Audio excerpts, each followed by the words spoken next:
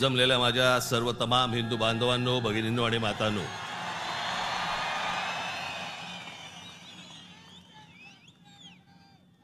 सर्वप्रथम मी आपणाला सर्वांना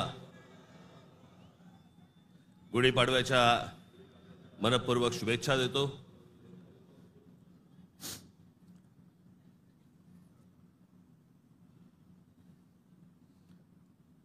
हा म्हणे हरलेला पक्ष,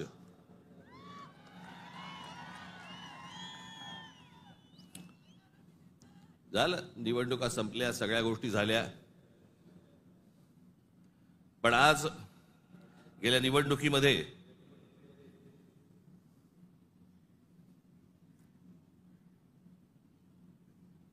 ज्यांनी मतदान करून ज्यांची मतं दिसली त्या सर्व मतदारांचे मी मनपूर्वक आभार मानतो। आणि ज्या मतदारांनी महाराष्ट्र नवनिर्माण सेनेला मतदान करून देखील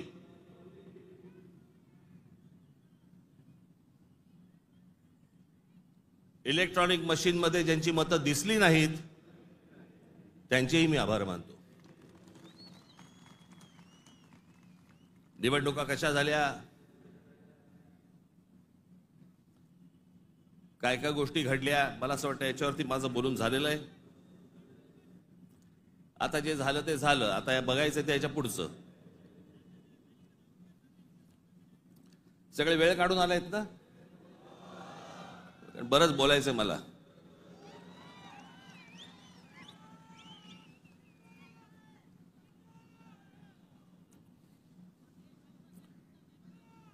अनेक विषय, निवडणुका झाल्यानंतर अनेक विषय झाले, अनेक विषय बोलले गेले।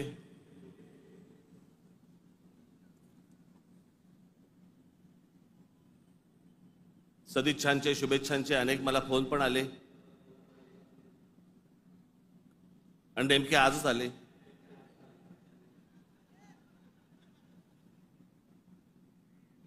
आज का आले याचे अर्थ मला समजतात, जरा जपून।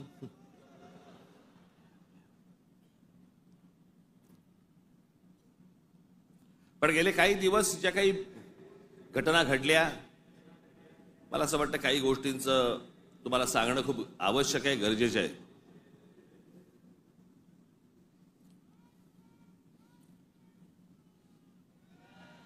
त्यातला पहिला विषय म्हणजे कुंभमेळा। मी त्याशी म्हटल्याप्रमाणे ते आमच्या बाळा नांदगावकरांनी पाणी आणलं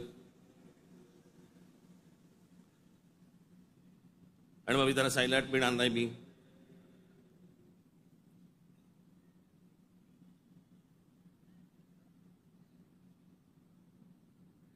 मग नव्याने वारं शिरलेल्या काही हिंदुत्ववाद्यांना असं वाटलं, अरे मी कुंभमेळ्याचा अपमान केला। मूर्ख आहात का?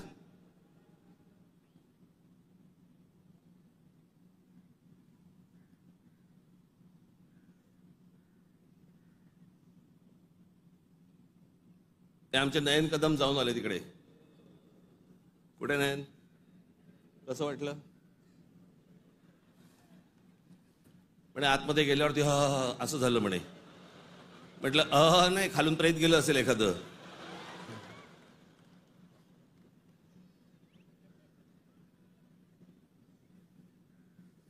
आपल्या देशामधल्या नद्यांची जी अत्यंत भीषण अवस्था आहे, ज्याला आपण माता म्हणतो, नदीला देवी म्हणतो,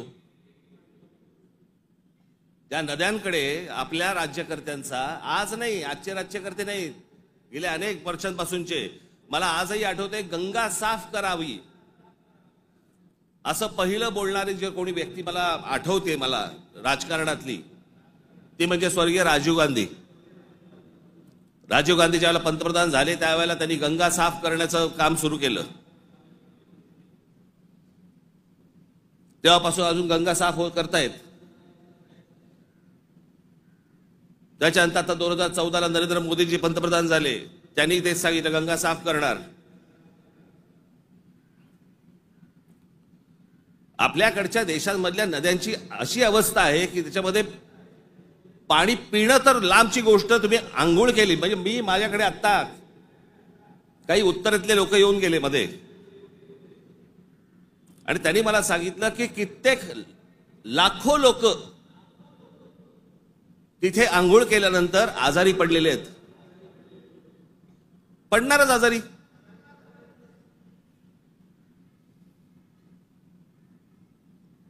त्या गंगेवरची काय परिस्थिती आहे? प्रश्न हा गंगेच्या अपमानाचा नाहीये, प्रश्न हा कुंभमेळ्याच्या अपमानाचा नाहीये, पाण्याच्या स्थितीचा आहे की पाणी कशा प्रकारचं पाणी तिकडे असतं होतं आणि ते अजूनही थांबवलं जात नाही. त्या गोष्टी खरं तर वेगळ्या ठिकाणी तुम्ही जागा देऊ शकता. सहज एक मिनिट भरासाठी म्हणून मी तुमच्या समोर गंगेची आत्ताची परिस्थिती काय आहे ती मी तुम्हाला फक्त दाखवतो. खाली अरे खाली आहे त्याला, खाली आहे.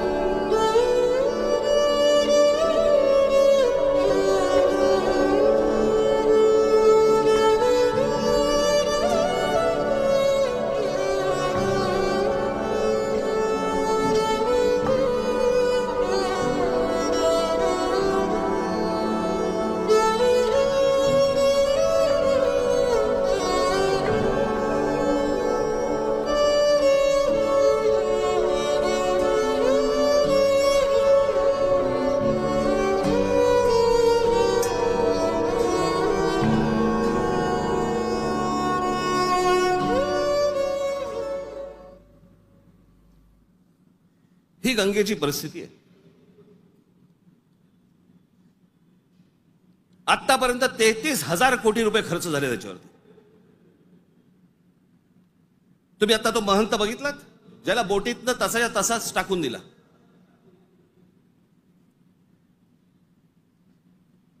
तिकडच्या घाटांवरती तिथे प्रेत जाळली जात आहेत.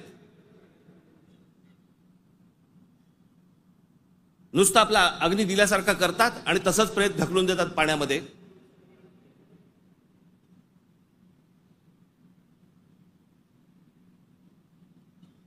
हा कोणता धर्म?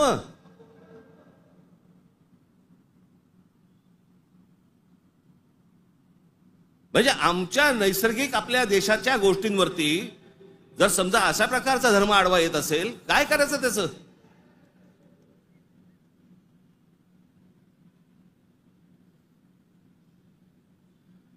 आपल्या गोष्टींमध्ये आपण सुधारणा नको का करायला?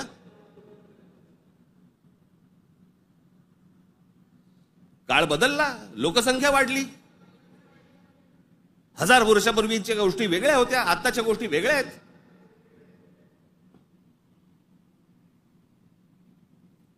हेच सगळे विधी हटपण्यासाठी म्हणून त्याच इथे वेगळ्या एका घाटावरती एखादी जागा करता येत नाही का?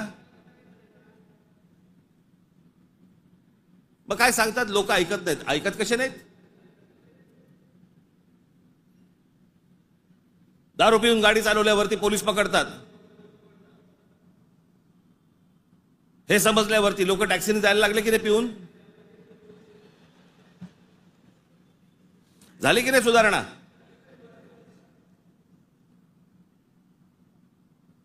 आपल्या नद्या स्वच्छ राहिल्या पाहिजेत.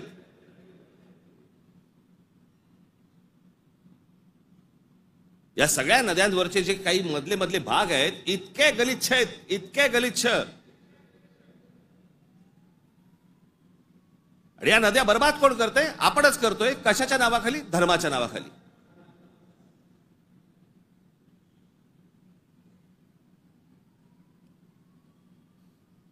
प्रत्येकाला आपापला धर्म प्यारा असतो.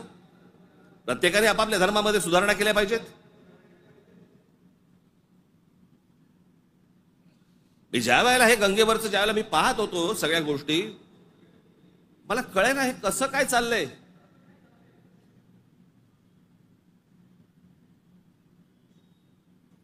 काय म्हणे 65 कोटी लोक येऊन गेले, अर्धा भारत.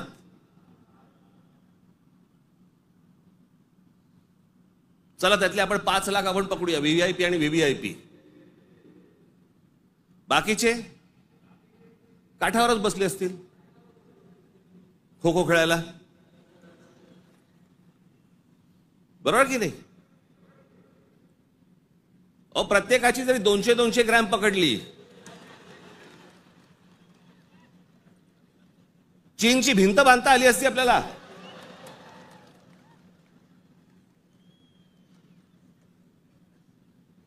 बरं तेही कुठे गेलं? म्हणजे आपल्याकडे जे सगळे म्हणतात ना, झालं गेलं गंगेला मिळालं.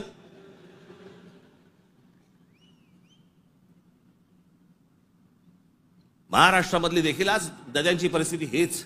आमच्या कोकणामधली सावित्री नदी घ्या, सगळं केमिकलने भरली आहे. मी आता आणलंय इथे तुमच्यासाठी.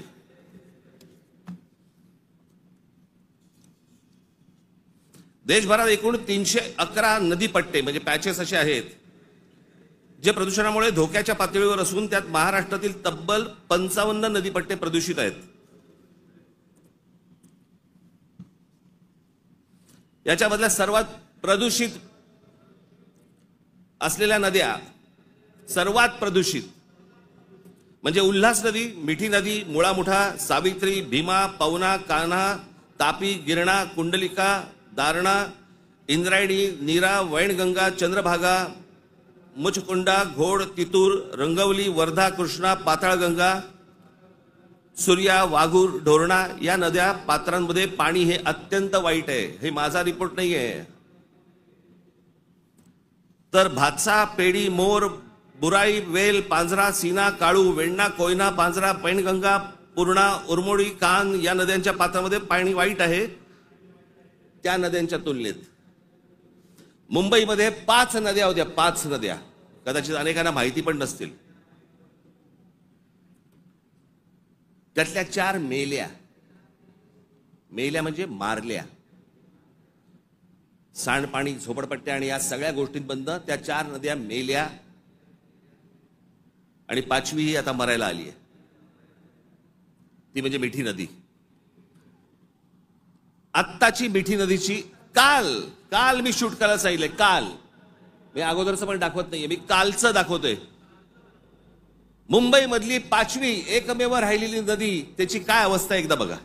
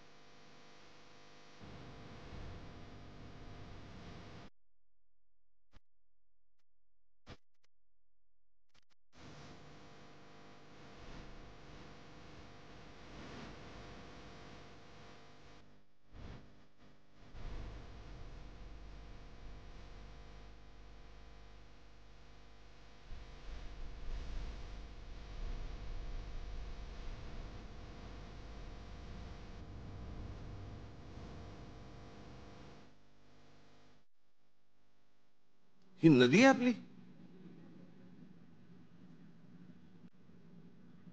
या सगळ्या नद्या मारून टाकल्या आपल्या लोकांनी. दरवर्षी येणार मुंबई महानगरपालिका म्हणणार की आम्ही मिठी नदी साफ केली. ही साफ जोपर्यंत आजूबाजूची वस्ती हटत नाही तोपर्यंत या नद्या कधीही साफ होणार नाहीत. आपल्या सगळ्या नद्यांमध्ये सगळीकडे केमिकल्स भरलेली आहेत. का? आमचं पोल्युशन कंट्रोल बोर्ड काय करतं? उद्योगधंद्यांना प्रोत्साहन, कारण उद्योगपती ह्यांना प्रोत्साहन देतात.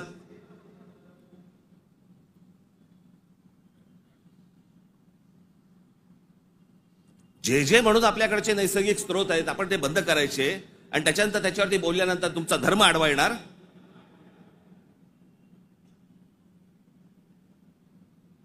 धर्माच्या गोष्टी तर मला तर कोणी सांगू पण नाहीत या लोकांनी. काही गोष्टी आपण आपल्यात सुधारल्या पाहिजेत.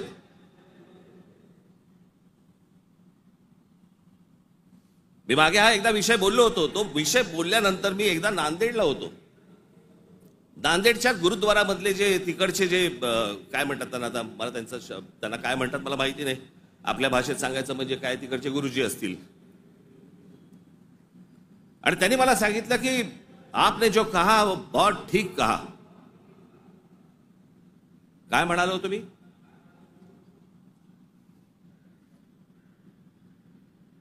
आमच्याकडे महानगरपालिका, जिल्हा परिषदा, ग्रामपंचायती, देशभर सगळ्या ठिकाणी आमच्याकडे काय भिंती रंगवल्या जातात, बोर्ड लावले जातात, झाडं जगवा, झाडं वाचवा.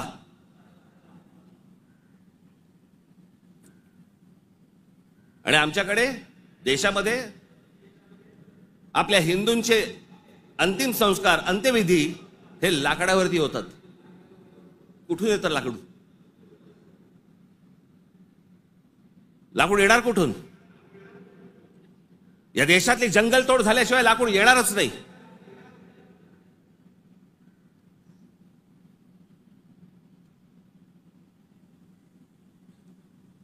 आणि ह्याला पर्याय म्हणून काय त्या इलेक्ट्रिक विद्युत दाहिनी आल्यात ना.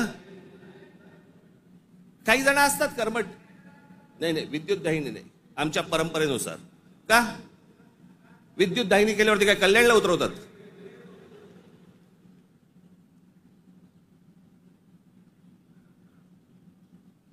देशभर विद्युत दाहिन्या झाल्या पाहिजेत. त्या विद्युत दाहिन्या झाल्या तर लाकूड लागणार नाही. लाकूड लागणार नाही मग जंगल राहतील. आमचे पंतप्रधान नरेंद्र मोदी मागे एकदा जंगलात गेले होते फिरायला, कोणतरी एका परदेशी माणसाबरोबर. म्हणजे आमच्या पंतप्रधानांना जंगलांची आवड आहे.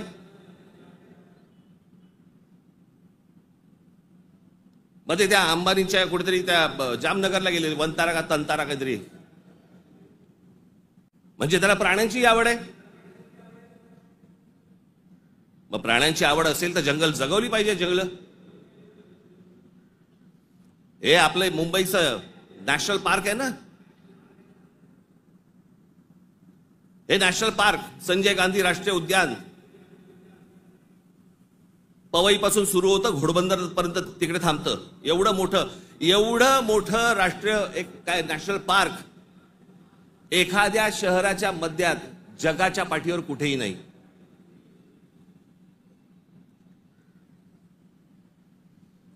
आपण आमचे मूळ विषयच आपण विसरलेलो आहोत.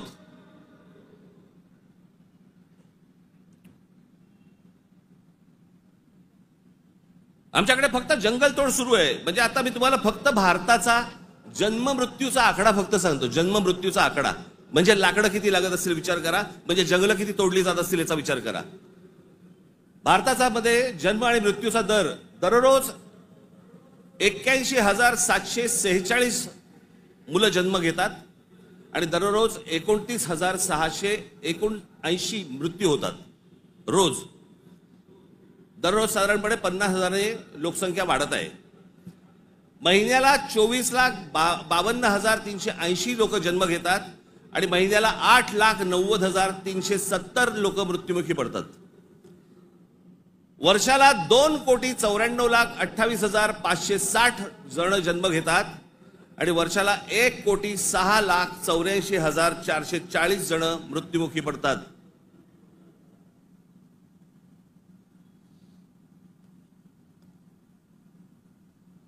आपण एका बाजूने बोंबलायचं, आमच्याकडे दुष्काळ पडलाय, आमच्याकडे पाणी नाही. मराठवाड्यातल्या अनेक ठिकाणी 7-7 दिवस पाणी येत नाही.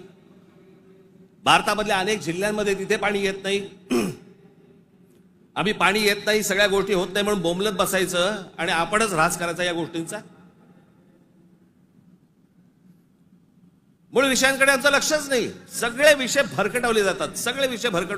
आमच्याकडे कोण येतो, आम्हाला पाय जंगलांची पडली नाही, पाण्याची पडली नाही, कशाची पडली नाही, आम्हाला पडली औरंगजेबाची. तो बसला एकटा द्राक्ष खात आणि आम्ही भांडतोय.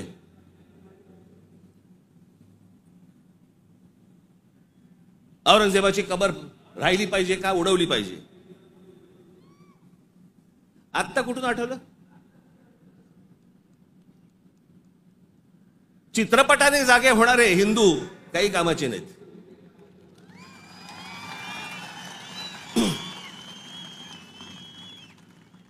काही कामाचे नाहीत ते. चित्रपट थिएटरमधनं उतरला की हे उतरले.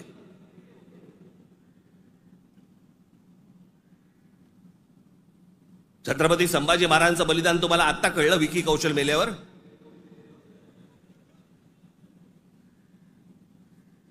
अक्षय खन्ना औरंगजेब बनून आल्यावर तुम्हाला औरंगजेब कळायला लागला?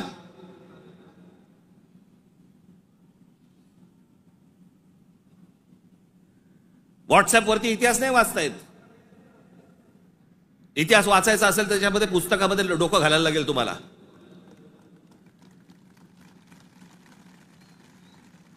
कोणीही बडबडायला लागले हल्ली इतिहासावरती. विधानसभेत पण बोलतात. खरं तर त्यांचं काही काम नाही. औरंगजेबावरती बोलतायत. माहिती तरी का औरंगजेब काय प्रकरण होतं? हे बाहेरून आलेले सगळे लोक. औरंगजेबाचा जन्म गुजरात मधला,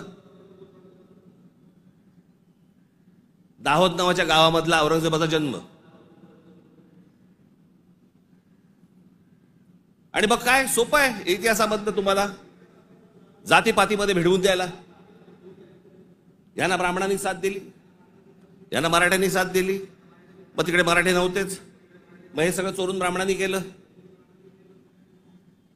हे सगळं बोलणाऱ्यांचा इतिहासाशी काही संबंध नाहीये. त्यांना फक्त राजकीय त्यांचं जे काही पोळी भाजून घ्यायची आहे तेवढंच फक्त काम आहे त्यांचं. त्यांना ना संभाजी महाराजांशी काही कर्तव्य आहे, ना औरंगजेबाशी काही कर्तव्य, ना कोणाशी काही कर्तव्य आहे. तुमची माती फक्त भडकवायची.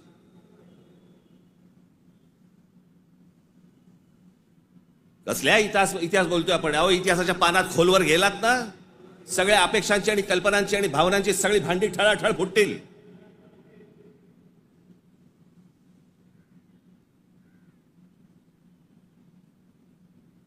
या हिंद प्रांतामध्ये एक अत्यंत कडवट, एक प्रभावी असं एक स्वप्न ज्या व्यक्तीला पडलं त्या आमच्या जिजाऊ साहेब.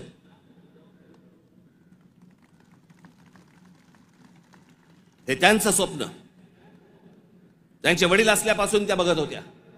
त्यांना समजत नव्हतं हे काय चाललंय. आमचीच लोक ह्या लोकांकडेच का चाकरी करतायत?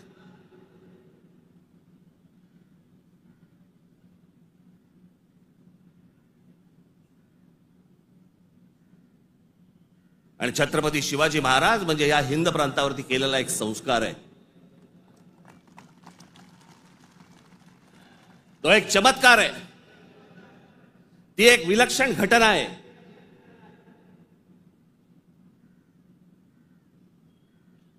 छत्रपती शिवाजी महाराज हा एक विचार आहे. तो विचार जन्माला यायच्या अगोदर या देशाची, या देश कुठचा होता? देश नव्हताच तो. या हिंद प्रांताची काय अवस्था होती, काय परिस्थिती होती?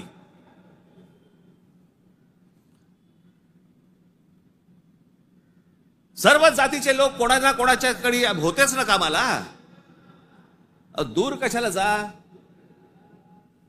छत्रपती शिवाजी महाराजांचे वडील हे आदिलशाहीतच होते ना.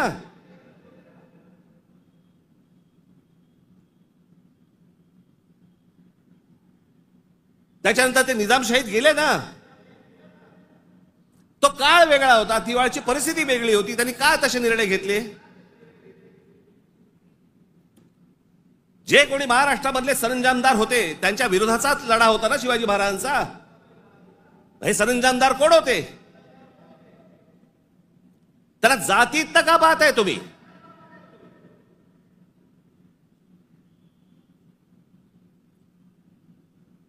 अफजल खानाचा वकील हा कोणी कुलकर्णी नावाचा होता, ब्राह्मण होता. अफजल खानाची बोलणी करायला गेलेला छत्रपती शिवाजी महाराजांचा वकील देखील ब्राह्मणच होता.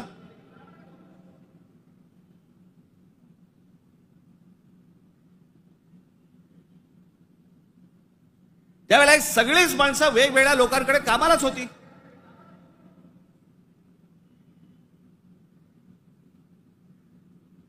इतिहासातली प्रत्येक गोष्ट काही कागदावरती लिहिलेली नाहीये. त्यावेळेला त्या परिस्थितीत काय निर्णय घेतले असतील आपल्याला काय माहिती. 300-400 वर्षापूर्वीचा इतिहास, त्याच्यावरती आम्ही आज भांडतोय जातीत.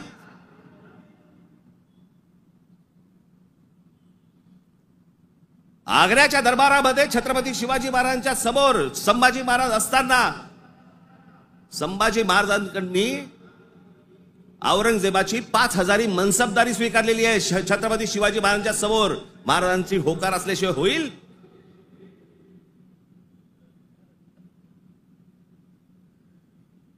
पण आता दरबारात अडकलोय, स्वीकारण्याशिवाय पर्याय नाही. आता स्वीकारू, नंतरचं नंतर बघू. राजकारण असतं ते. परिस्थिती काय, त्या परिस्थितीमध्ये कोणते निर्णय घ्यावे लागतात, काय परिस्थिती असते आपण पाहणार आहोत का नाही. कशा अंगाने इतिहास पाहायचा असतो हे आपण कधी बघणार आहोत की नाही.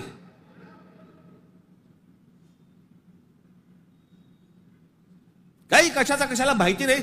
छत्रपती शिवाजी महाराजांसाठी औरंगजेबाचा जो माणूस आला होता, मिर्झा राजे जयसिंग राजपूत, हिंदू होता ना.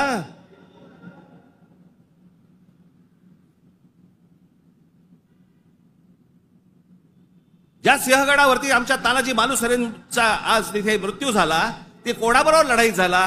उदयबान राठोड बरोबर ना. राजपूत होता ना, हिंदू होता ना. काय घेऊन बसलोय आपण?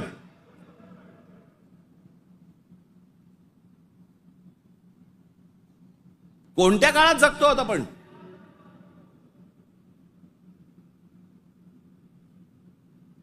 छत्रपती शिवाजी महाराजांच्या जन्माच्या अगोदरचा काळ वेगळा होता, नंतरचा काळ वेगळा आहे.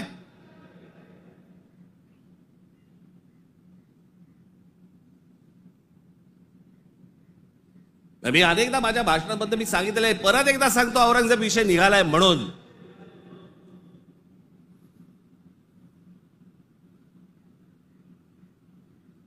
औरंगजेब बादशाह याचं राज्य कुठपासून कुठपर्यंत होतं? अफगाणिस्तान पासून दक्षिणेपर्यंत आणि इथे बंगालपर्यंत.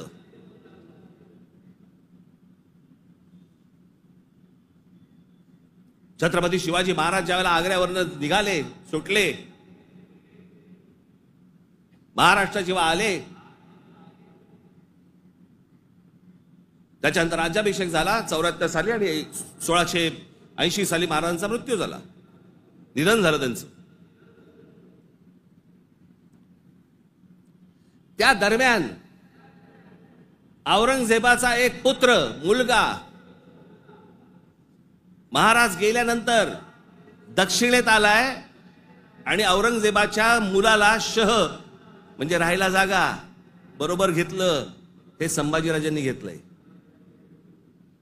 तो तिथून पळून आलाय. वाचा जरा इतिहास, वाचा जरा.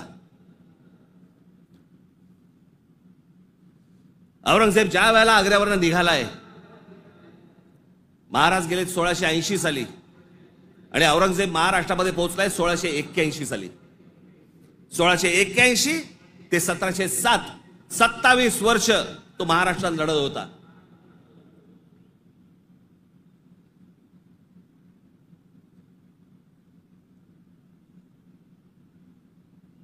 आमच्या संभाजी राजांबरोबर लढला.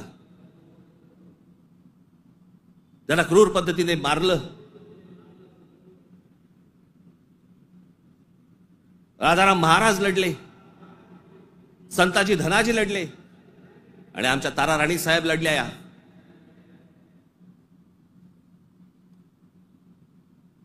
एक महाराष्ट्राचे खूप मोठे लेखक होऊन गेले, नरहर कुरुंदकर. त्या कुरुंदकरांच्या एका पुस्तकामध्ये फार अप्रतिम वाक्य आहे की मराठे सर्व लढाया हरत होते, पण औरंगजेब एकही लढाई जिंकू शकत नव्हता.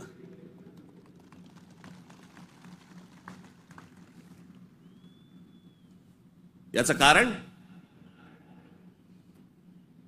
छत्रपती शिवाजी महाराजांचं निधन झाल्यावरती खरं तर औरंगजेबाने परत जायला पाहिजे होतं आग्र्याला. नाही, तो इथे का थांबला? एवढा मोठ्या बलाढ्य प्रदेशाचा राजा, शहनशाह, एका 2.5, 3, 3.5, 4 जिल्ह्याच्या एका राजासाठी इथे ठाण मांडून का बसला?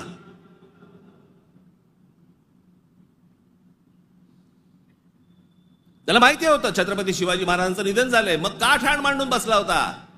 शिवाजी महाराज तर गेले होते, त्याला शिवाजी नावाचा विचार मारायचा होता, जो त्याला जमला नाही. सगळे प्रयत्न केले, सर्व प्रयत्न केले आणि इथे शेवटी मेला. जगाच्या इतिहासामध्ये औरंगजेब वाचला जातो, अभ्यास केला जातो त्याचा, पण ज्या वेळेला त्याचा अभ्यास केला जातो त्यावेळेला जगभरातल्या लोकांना कळतं की तो काय करायला गेला होता आणि कसा मेला.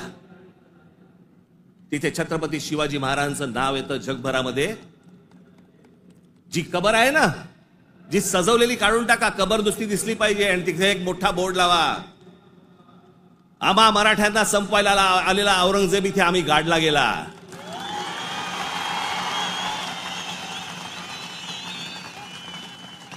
हा आमचा इतिहास.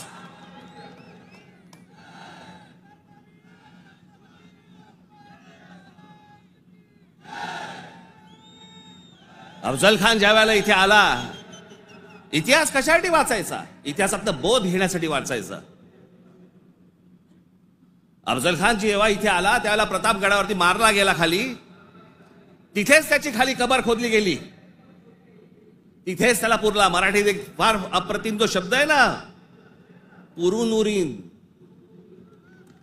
तो आहे, तुला पुरीन आणि उरीन. तो जो पुरला त्याला तिकडे अफजल खानाला, तो शिवाजी महाराजांच्या होकाराशिवाय पुरला नसेल.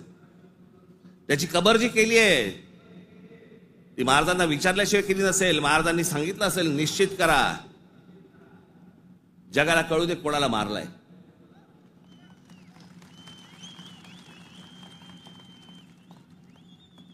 आपण ज्या मराठ्यांनी महाराष्ट्राने ज्यांना ज्यांना गाडले त्यांची प्रतीक नेस्तनाबूत करून चालणार नाही, ती जगाला दाखवली पाहिजेत, आम्ही यांना गाडलंय.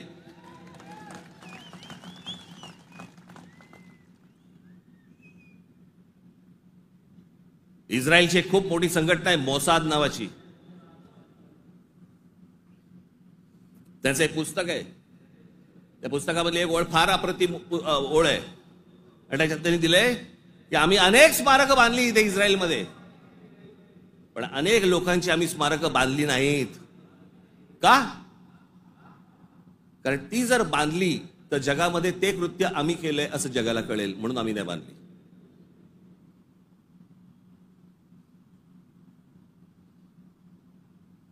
असा विचार ते करतात.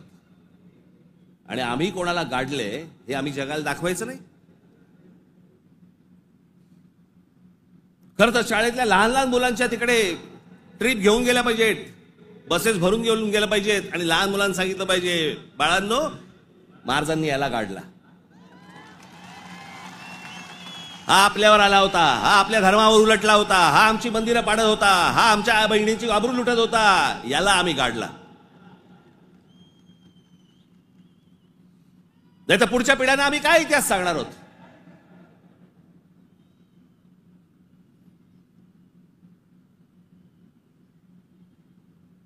माझं महाराष्ट्रातल्या सर्व तरुणांना आणि तरुणींना माझं सर्वांना सांगणं आहे, खास करून तरुणांना आणि तरुणींना,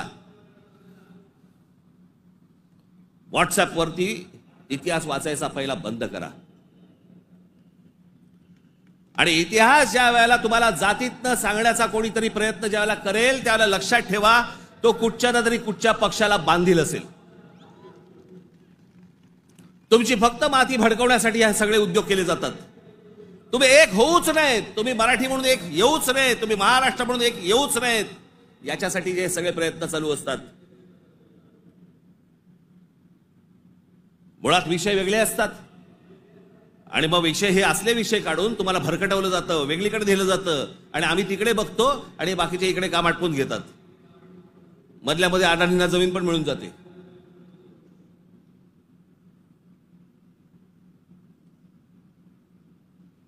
मुंबईचा विमानतळ दिला अदानीला, मग अजून कुठचा नवी मुंबईचा दिला अदानीला, मग आता पालघरचा दिला अदानीला, मग तिकडचा बंद दिला अदानीला. अदानी हुशार निघाला, आम्ही अडाणी निघालो.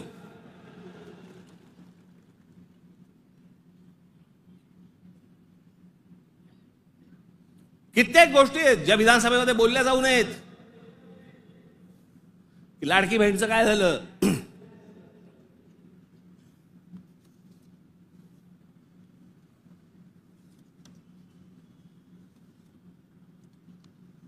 लाडकी बहीणचं काय झालं? काही नाही. बंद होणार ती योजना. मी निवडणुकीच्या वेळेला सांगत होतो, पण माझं खरं सांगून तुम्हाला पटलं नाही, त्यांचं खोटं सांगून पटलं. काय कमाल आहे.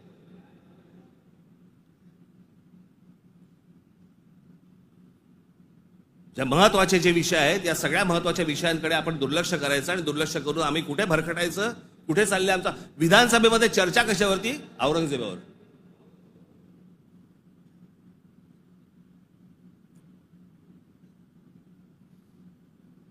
मी तुम्हाला मुद्दामून सांगतोय की तो तुर्कस्तान म्हणजे आताचा टर्की हा देश तलवारीच्या धारेवरती, धर्माच्या धारेवरती उभा राहिला. सगळ्या ठिकाणी आक्रमण केली. हा औरंगजेब हे सगळे आहेत ना, बाबर बिबर पासून सगळे, हे सगळे तुर्की मंगोलियन लोक आहेत. आपण ज्यांना मोघल म्हणतो ना, मोघल म्हणजे मंगोल्स, चंगीज खानवाले. हा तुर्की मंगोल आहे. सगळं मुस्लिम धर्म तलवारीच्या धारेवरती सगळा देशभर जगभर पसरवण्याचा प्रयत्न केला. नंतर धर्माच्या आधारावरती तुम्हाला देश नाही उभा करतायत.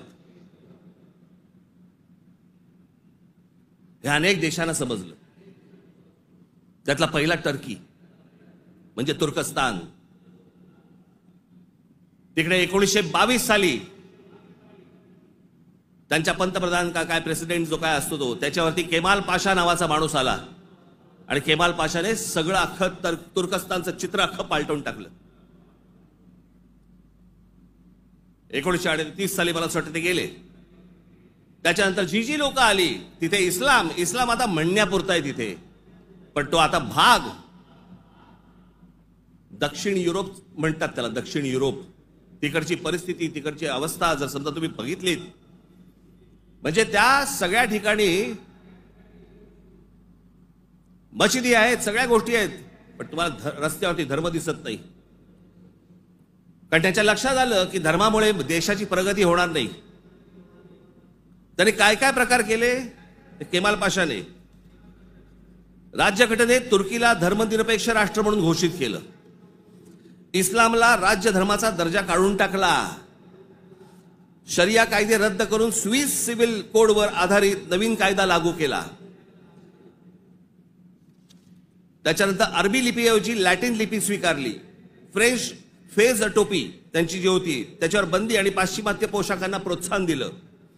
मशिदींमधील अरबी प्रार्थनांना तुर्की भाषेत बदललं. आता सध्याचे टर्कीचे सध्याचे अध्यक्ष एर्दोगन यांनी मवाळ इस्लाम स्वीकारल्यावर सोडा, टर्कीला दरवर्षी टुरिझम म्हणून किती लोक भेट देतात? 5 कोटी लोक भेट देतात. वर्षाला साधारणपणे $400 बिलियन त्यांचं उत्पन्न होतं, निर्माण होतं. हे देश सगळे त्याच्यातनं बाहेर पडतायत आणि आम्ही धर्मांधतेकडे जातोय. धर्म प्रत्येकाने जोपासला पाहिजे उंबरठ्याच्या आत. आणि त्यांनी जर समजा बाकीच्यांनी जर समजा धर्म रस्त्यावरती आणला तर मग काय आम्ही बुलडोजर फिरू? मी ज्या वेळेला सांगितलं होतं हे सगळे लाऊडस्पीकर बंद करा मशिदींवरचे, ऐकलं नाही. माझ्या 17,000 महाराष्ट्र सैनिकांवरती केसेस टाकल्या. आणि आता परवा दिवशी आमच्या महाराष्ट्र राज्याचे मुख्यमंत्री देवेंद्र फडणवीस म्हणतात की आम्ही त्यांना सांगितलेलं आहे रात्री 10 ते सकाळी 6 भोंगे वाजणार नाहीत. अहो तेव्हा वाजतच नाहीत. प्रश्न आहे सकाळी 6 ते संध्याकाळी रात्री 10. या लाऊडस्पीकरचा, सततच्या लाऊडस्पीकरचा लोकांना त्रास होतो. तुमचे काही सण बिण असतील तर आपण समजू शकतो. पण सरकार म्हणून कोणतंही पाऊल न उचललं. पाऊल कोणी उचललं? उत्तर प्रदेशने उचललं, योगींनी उचललं. त्यांनी सगळ्यावरचे लाऊडस्पीकर बंद केले. आपण इथे घोषणा केली, लाऊडस्पीकर त्यांनी बंद केले. आमच्या इकडे तसंच चालू आहे.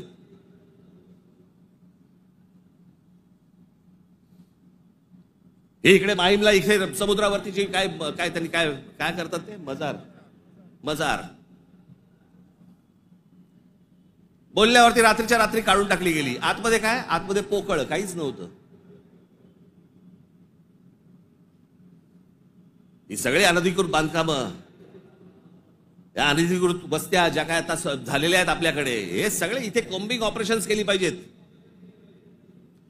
अहो, आपण मूळ विषय सगळे जे आहेत ना, जे रोजगाराचे आहेत, जे शेतीचे आहेत, जे कामगारांचे आहेत, जे विद्यार्थ्यांचे आहेत, जे शिक्षणाचे आहेत, सगळे बाजूला काढतोय आपण आणि भलत्या गोष्टींमध्ये आपण रमतोय. भलत्याच गोष्टींमध्ये.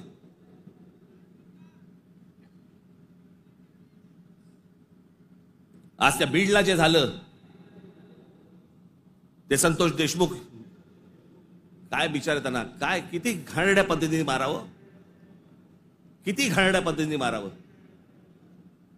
बरं, तुमच्या अंगामध्ये नसानसामध्ये जर एवढी क्रूरता भरलेली असेल ना, मी दाखवीन जागा, तिथे जा.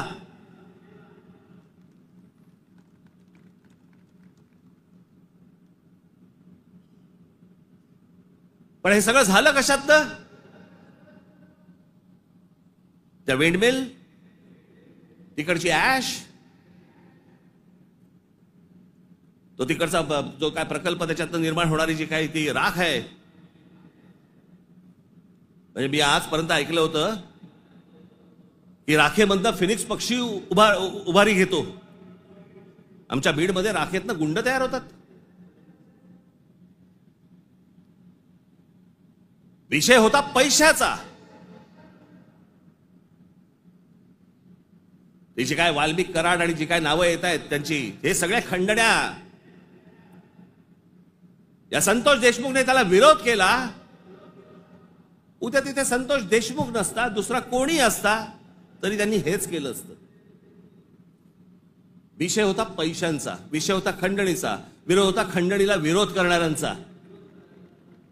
आम्ही लेबलं काय लावली? वंजाऱ्याने मराठ्याला मारलं. त्याच्यात वंजाऱ्यांचा काय संबंध आणि मराठ्यांचा काय संबंध? कशात गुंतून पडतोय आपण?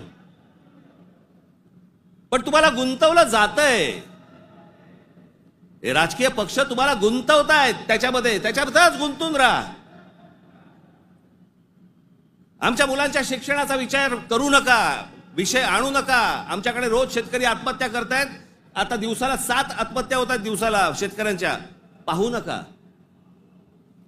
आमच्याकडे रोजगार निर्माण होत नाहीये, लक्ष देऊ नका त्याच्याकडे. असंख्य मुलं आणि मुली मराठवाडा सोडून पुण्याकडे येत आहेत. दुर्लक्ष करा त्या गोष्टींकडे. आम्ही कशात अडकवलंय त्यांना? सगळ्यांना जातीपातीमध्ये अडकवलेलं आहे. कोणी जातीचं भलं केलेलं नाहीये आणि कोणी जातीच्या माणसाचं भलं केलेलं नाहीये. या महाराष्ट्रामध्ये संयुक्त महाराष्ट्र झाल्यानंतर गेली इतकी वर्ष या महाराष्ट्राच्या सत्तेमध्ये जास्तीत जास्त आमदार आणि जास्तीत जास्त मंत्री आणि जास्तीत जास्त मुख्यमंत्री मराठा समाजाचे होते. मग मराठा समाजाला आरक्षण का मागावं लागतंय? काय केलं या आमदारांनी आणि काय केलं या मंत्र्यांनी आणि काय केलं मुख्यमंत्र्यांनी? जर माझ्या मराठा समाजाला जर समजा आरक्षण मागायला लागत असेल, मग एवढे आमदार आजपर्यंत का निवडून दिले? एवढे खासदार आजपर्यंत का निवडून दिले? एवढे मुख्यमंत्री का झाले? एवढे मंत्री का झाले? मग या लोकांनी काय केलं? जात जातीला कधीच सांभाळत नाही. हे फक्त निवडणुकांमध्ये फक्त तुमची मतं घेण्यासाठी म्हणून फक्त जातीचा वापर करतात. याच्यानंतर काही होणार नाही. निवडणुकीच्या तोंडावरती तुम्हाला सांगितलं होतं शेतकऱ्यांना कर्जमाफी करू म्हणून, सांगितलं होतं ना. काल अजित पवार बोललेत 30 तारखेच्या आत पैसे भरून टाका, कर्जमाफी वगैरे काही होणार नाही. म्हणजे निवडणुकीच्या तोंडावरती तुम्ही वाटेल त्या गोष्टी बोलणार आणि निवडणूक संपल्यानंतर लोकांनी भाबडेपणाने मतदान केल्यानंतर तुम्ही आता ऐन मोक्यावरती बोलणार की पैसे भरून टाका म्हणून. अरे वा. महाराष्ट्रातल्या जनतेला मला हे विचारायचंय की इतक्या भाबडेपणाने तुम्ही मतदान करता तरी कसे? ही लाडकी बहीण योजना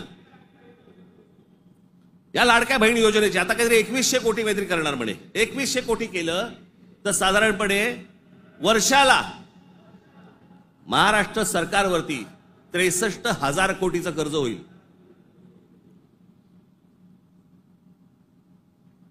म्हणजे साधारणपणे 5 वर्षाचे काढा तुम्ही किती होतात. 3-3.5-4 लाख कोटी होतात. हे फक्त वाटण्यात. ते वाटू शकत नाहीत, सरकारकडे पैसे नाहीत. ही योजना बंद होणार. अहो कर्ज काढून दिवाळी साजरी करायला सांगितले कोणी? जे मूळ प्रश्न आहे, जे रोजगाराचे प्रश्न आहेत, माझ्या महाराष्ट्रामध्ये माझ्या मराठी मुला मुलींना नोकऱ्यांचे प्रश्न आहेत, ते सोडवा. आस्थापना येत आहेत आणि तुम्ही बाहेरच्या लोकांना भरताय कंत्राटी कामगार म्हणून. माझ्या महाराष्ट्रामधल्या मुलांना कळत नाहीये, मुलींना कळत नाहीये, कारण आम्ही गुंतवलेत कशात? आम्ही जातीत गुंतवलेत. मारामाऱ्या करा, डोकी फोडा, व्हॉट्सअपवरती जातीत शिव्या घाला, हे उद्योग आमचे सगळे सुरू आहेत. मूळ प्रश्नाकडे आहे कोणाचं लक्ष? खरं तर मूळ प्रश्नांवरती तुम्ही सरकारला धारेवर धरलं पाहिजे, मंत्र्यांना धारेवर धरलं पाहिजे. निवडणुकीच्या तोंडावरती ज्या ज्या प्रकारची तुम्हाला आश्वासन दिली त्या गोष्टी तुम्ही विचारल्या पाहिजेत.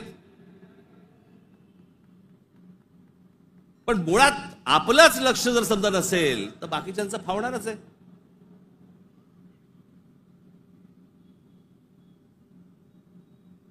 तुम्ही सगळे या जातीपातीचे सगळे भेद गाडून तुम्ही एक मराठी म्हणून उभे राहायला पाहिजेत. बाकीच्या राज्यांमध्ये बघा, तामिळनाडू बघा, तामिळनाडूमध्ये हिंदी आणतायत, नाही म्हणून त्यांनी सांगितलं येऊ देणार नाही. केरळामध्ये येऊ देणार नाही. आम्हीच लोटांगण घालतोय. आम्हालाच समजत नाही आम्ही काय करायचंय. मी इतका भांबावलेला मराठी माणूस आजपर्यंत कधी बघितलं नाहीये. मी इतका राजकारणाचा झालेला चिखल देखील मी आजपर्यंत पाहिलेलं नाहीये. कोणत्याच गोष्टींचं आम्हाला गांभीर्य उरलेलं नाहीये. सगळेजण त्या इंस्टाग्रामवरती चालू आहेत, कारण डान्स बार बंद झाले. तिकडे जे हे चालायचं ते सगळं मोबाईलवरती आलं. कशात गुंतून पडलेला आहात एकदा जरी विचार करा. हे ज्या गोष्टी बोलतात, ज्या गोष्टी सांगतात, खरं तर माझं मत आहे, मी आता झाला, निवडणुका संपल्या, शिमगा झालेला आहे, होळी संपलेली आहे. तुमच्या साक्षीने सांगतो, माझं खरं तर देवेंद्र फडणवीस तुमच्या हातामध्ये एक चांगलं राज्य, सुसंस्कृत राज्य हातामध्ये आलेलं आहे. याच्याकडे नीट बघा. चांगल्या पद्धतीने मराठी माणसाकडे पाहणार असाल तर आमचा तुम्हाला पाठिंबा निश्चित राहील. प्रत्येक गोष्ट आमची ऐकून करा.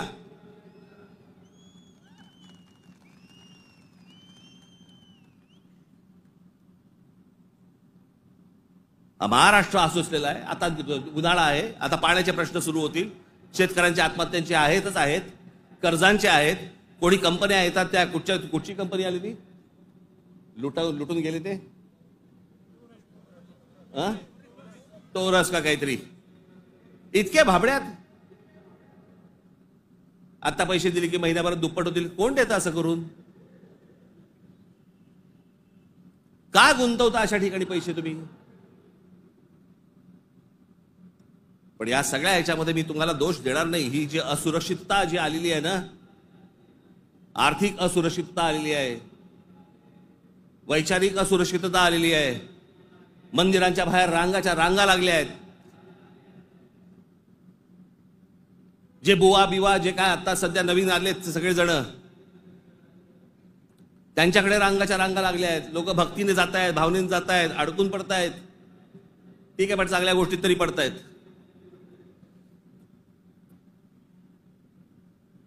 आज चहूबाजूनी महाराष्ट्राला सर्व बाजूनी विळखा पडतोय. मराठी माणसाला विळखा पडतोय. हा विळखा तुम्ही ओळखला पाहिजेत. मराठी भाषेला विळखा पडतोय. आमच्या महाराष्ट्रामध्ये, मुंबईमध्ये आम्हाला सांगता, इकडच्या आस्थापनांमध्ये आम्ही मराठी बोलना नहीं आता तो क्या हुआ, कानफट इथंच बसणार.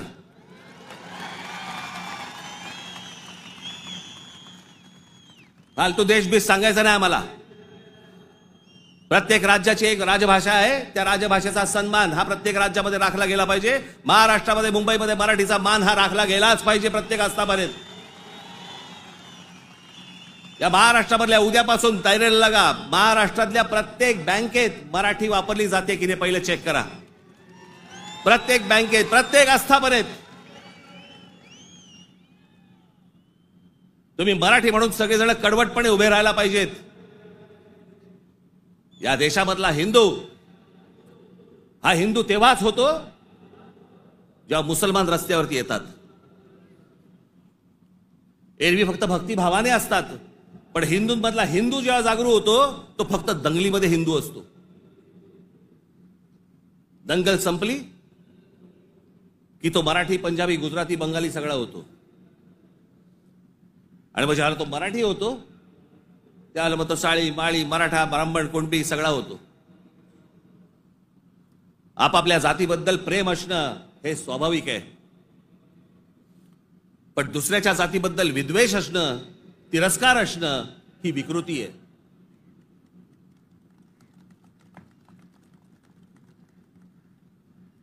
आज सगळे राजकीय पक्ष बाकीचे आज केंद्रातले असतील, पूर्वीपासून चालू आहे, काँग्रेस असल्यापासून सुरू आहे. या सर्व प्रश्नांकडे तुमचं गांभीर्याने लक्ष असलं पाहिजे. मी आज फक्त तुम्हाला एक गोष्ट वाचून दाखवणार आहे. 1966 साली शिवसेनेच्या जन्माच्या वेळेला माझ्या आजोबांनी एक पुस्तक लिहिलं होतं. बघा, 1966 सालची गोष्ट बोलते मी तुम्हाला. 1966 माझ्या आजोबांनी एक पुस्तक लिहिलं होतं. मी ते लवकरच मी ते रिप्रिंट करून तुमच्या पुढे आणणार आहे. मी ते त्या पुस्तकाचं नाव होतं ऊठ मराठ्या ऊठ. ते पुस्तक आपण सर्वांनी जरूर वाचलं पाहिजे. त्या पुस्तकातला एक फक्त मायना मी तुम्हाला एक फक्त गोष्ट वाचून दाखवतो, आणि ही गोष्ट मला असं वाटतं सर्वांनी गांभीर्याने घेतली पाहिजे. या गोष्टींवरती विचार केला पाहिजे. पूर्वीची काँग्रेस असो, नाही तर आताची भाजपा असो, नाही तर अजून येणारे दुसरे कुठचाही केंद्रामधला पक्ष असो किंवा राज्यामधला, मराठी माणसांनी या गोष्टींचा विचार करणं गरजेचं आहे. हे आजोबांनी 66 साली लिहिलंय. तीच गोष्ट आज तंतोतंत आपल्याला लागू पडते. ती मी गोष्ट फक्त तुमच्यासमोर वाचून दाखवतो. भाषा म्हणजे काय बोलायचीच नाही, कमाल भाषा. आज महाराष्ट्राचा मराठा आत्मस्वरूपाला पारखा होऊन ना अरत्री ना परत्री, म्हणजे ना इथे ना तिथे, अशा मोहनीय अवस्थेत आहे. त्याचा उज्ज्वल भूतकाळ त्याने चुकूनही आठवू नये.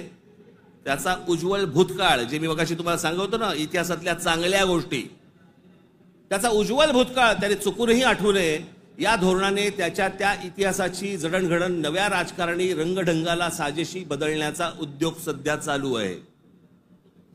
काळाच्या कचक्यालाही न जुमानता ग्रंथ दसतात आणि पिढ्यानपिढ्यांच्या स्मरणात परंपरेने चिरंजीव झालेल्या ठळक ऐतिहासिक घटनांवर ही निरनिराळे बनावट अर्थ बनवण्यात येत आहे.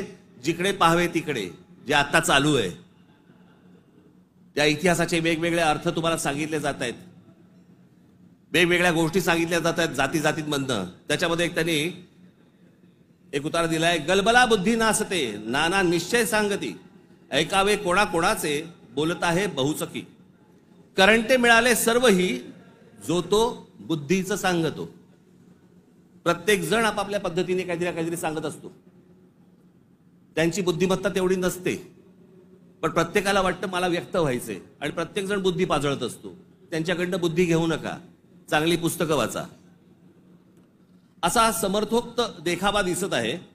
बुद्धिभेदाच्या या वावटळीत शिक्षितांपासून अशिक्षित मजुरांपर्यंत सारे गुरफटले गेले आहेत. जागृतीचा, उत्थानाचा बोध करील तो जातीयवादी, संकुचित वृत्तीचा, देशद्रोही म्हणून त्याची सर्वत्र निंदा लाजती आणि जाहीर सभातून निषेध करण्यात येतो. कारण स्पष्ट आहे. महाराष्ट्राचा मराठा जागा होऊन आपल्या आत्मस्वरूपाचा शोध घेण्या इतका कदरबाज स्वाभिमानी बनू लागला तर सत्ता स्पर्धेच्या शर्यतीच्या रिंगणात आपल्या पक्षीय घोड्यावर स्वार झालेल्यांचे रिकीबितले पाय लटपटल्याशिवाय राहणार नाहीत. हे जे आज सत्तेचे सगळ्या घोड्यांवर चालू आहे ना, घोड्यांवरती बसलेले आहेत, तुम्ही एक व्हा. तुम्ही एक मराठी म्हणून ताकद ह्यांना सर्वांना दाखवा. नाही ह्यांचे पाय लटलटले तर मला सांगा.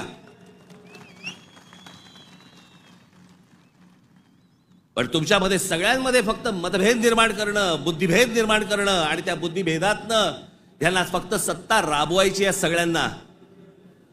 आज सत्तेवर बसले तेवढंच नाही म्हणत मी, सगळेच. म्हणून मला तुम्हाला एवढंच सांगायचं आहे आजच्या या गुढीपाडव्याच्या दिवशी. हा गुढीपाडवा, या गुढीपाडव्याच्या दिवशी तुम्ही हा मराठी नववर्षाचा सण, या मराठी नववर्षाच्या क्षणी तुम्ही सगळ्यांनी, महाराष्ट्रातल्या तमाम माझ्या माता भगिनींनी, माझ्या बंधूंनी, भावांनी, माझ्या बहिणींनी, सगळ्यांनी एकजुटीने मराठीचा नारा द्यावा. आणि ज्या वेळेला ते इतर ज्या वेळेला अंगावर येतील त्यावेळेला आपण हिंदू म्हणून अंगावरती जाऊ. एवढी ताकद आपण आज या ठिकाणी ठेवू. आपण आज या गोष्टींची शपथ घेऊ. आणि पुढच्या सगळ्या येतात निवडणुका आता लागतील, मला असं वाटतं की ऑक्टोबर नोव्हेंबरला लागतील बहुधा.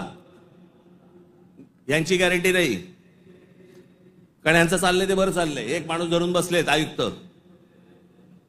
प्रत्येक ठिकाणचा. त्याच्यामुळे सोपं असतं राजकारण. ज्या वेळेला निवडणुका लागतील तोपर्यंत सगळी बांधणी तुमची पूर्ण झालेली पाहिजे आणि सगळेजण तुम्ही जोरात कामाला लागले पाहिजेत. एवढी फक्त एक इच्छा, आशा, अपेक्षा व्यक्त करतो आणि पुन्हा एकदा गुढीपाडव्याच्या आपल्याला सर्वांना शुभेच्छा देऊन आपली सर्वांची मी तूर्त रजा घेतो. धन्यवाद. जय हिंद, जय महाराष्ट्र.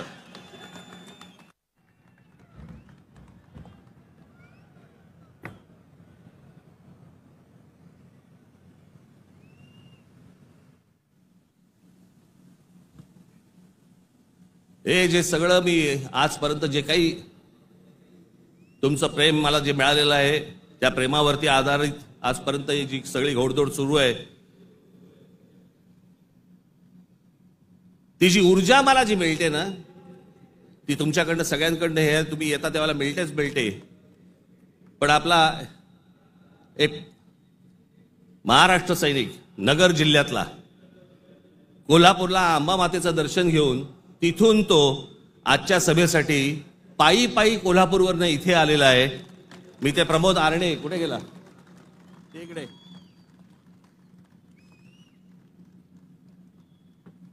आता बस. हा पायी पायी तिथून आला.